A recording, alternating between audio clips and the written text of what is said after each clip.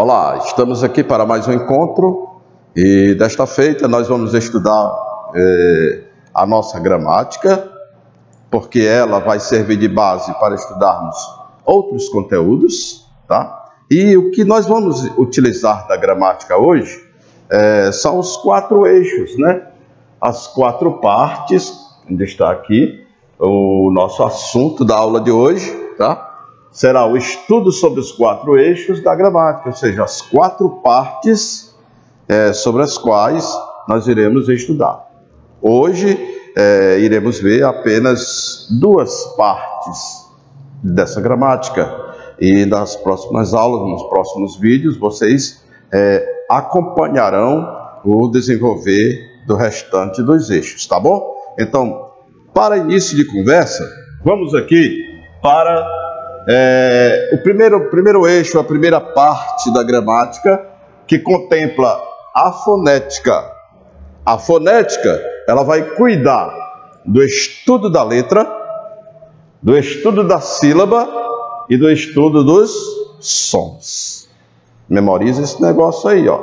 A fonética, a primeira parte da gramática, ela estuda a letra, a sílaba e os sons. Quando que eu devo escrever com determinada letra? É com X, é com S, é com Z? Eu preciso saber. É com G, é com J? E aí eu preciso entender dessa parte da gramática que vai cuidar deste ensino. A sílaba, eu preciso entender de tonicidade das palavras. Quando é que a palavra ela pode ser dividida em quantas partes? Quais letras, quais consoantes devem estar sozinhas? Tá? Quais consoantes devem acompanhar um grupo de letras? Quais sílabas? Como que eu devo trabalhar essa separação silábica?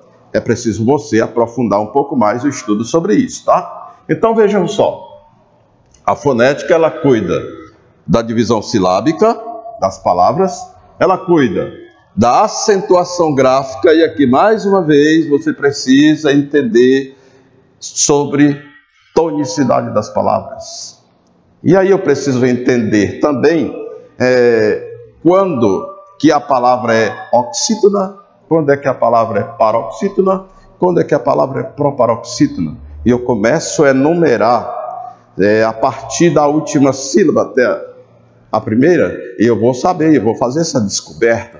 Aprenda essa técnica para que você possa e saiba discernir quando que a palavra é paroxítona, quando que é oxítona, quando que é proparoxítona, tá?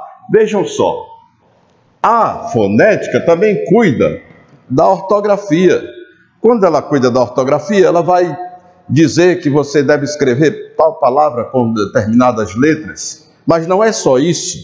A ortografia cuida também do campo semântico, tá? Em que essa palavra está inserida. Então vejam só, nós vamos estudar aqui as parônimas. E quando estudamos as parônimas, você começa a observar de que ela vai trabalhar com pares de palavras. Vejam só aqui um exemplo que eu trago para você. A palavra acender e ascender. O que difere uma palavra da outra? Apenas uma letra, né? Observe que aqui tem A, correto. Mas essa letrinha aqui apareceu para mudar a estrutura da palavra e trazer essa palavra para um determinado contexto.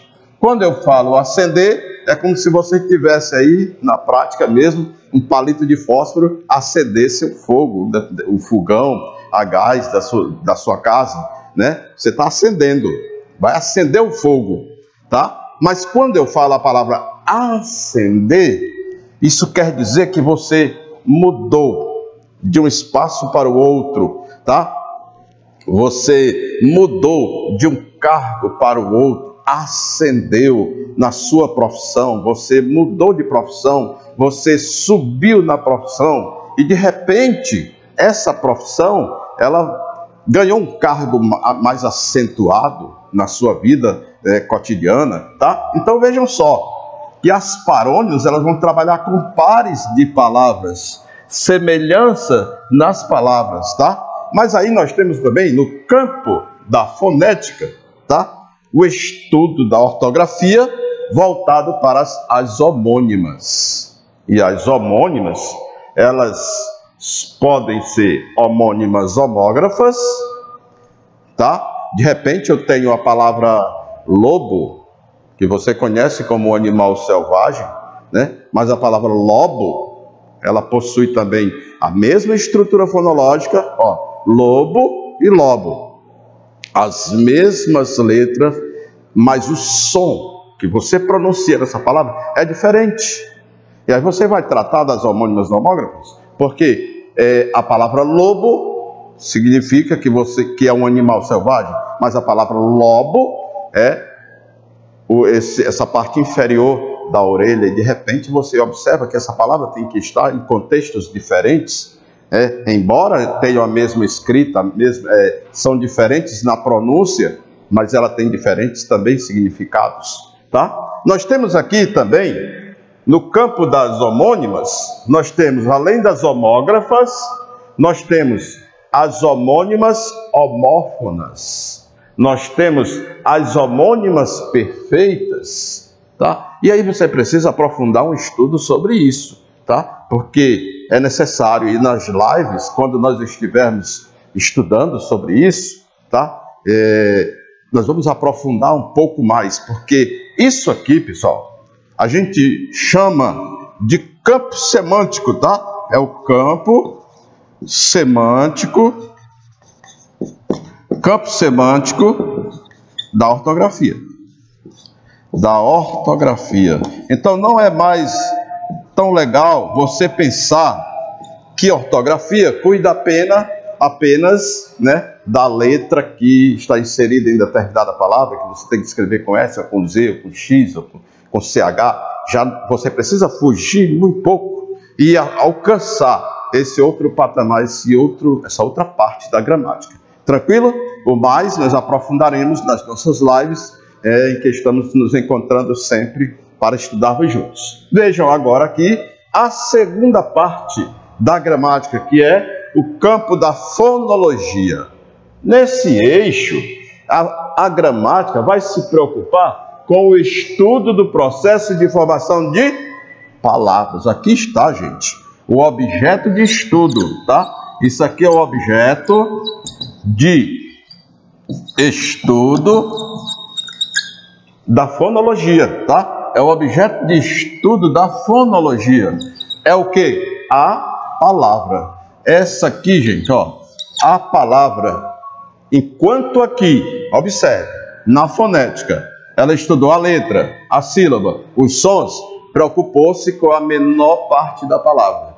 Agora, a fonologia vai ocupar um espaço maior. Ela quer a palavra inteira para trabalhar. E aí vejam só, de que forma isso acontece? Alguns gramáticos decidiram que algumas palavras deveriam pertencer a um determinado grupo de palavras. E foram nomeando esses grupos de palavras como classes. E aí tem a classe dos adjetivos, tem a classe dos substantivos, e eles foram agrupando determinadas palavras de acordo com o processo de formação de cada uma, tá? E esse processo de formação de palavra, você estudou já sobre isso, quando você estava lá no primeiro ano, tá? Tem lá uma parte do estudo da gramática que trabalha o processo de formação de palavras. Você já deve ter passado por esse conteúdo. Então vejam, existem 10 classes gramaticais com as quais a fonologia se preocupa. Essas classes gramaticais, elas estão subdivididas, tá? Existem as classes de base que são quatro as classes de base.